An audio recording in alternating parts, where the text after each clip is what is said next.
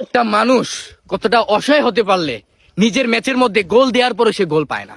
এই বেনিমুখ চেহারার লেফারি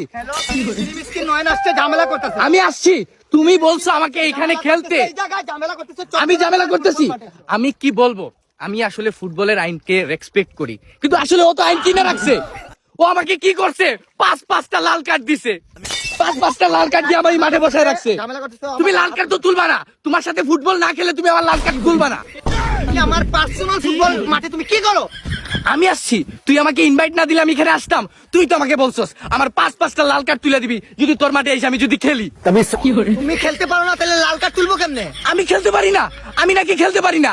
আমি দিন কি রাত কি, রাতে 2টা কি 4টা কি, সারাটা জীবন তোর সাথে খেলা গেলাম, তারপরে তুই আমার লাল কার্ড গুলা তুলতেছিস না। হ্যালো, ফ্রি মিসকিন নয় আসছে, ঝামেলা করতেছে। এই যে দেখো, নাটক করতেছে, আমি নাকি ঝামেলা করতেছি, ও তো ঝামেলাটা সৃষ্টি করছে। এই যে দেখো চেহারাটা দেখো, এই কি রিল্যাক্স, একটা মানুষ কতটা রিল্যাক্স হইলে এরকম ভাবে কাজ করতে পারে। আমার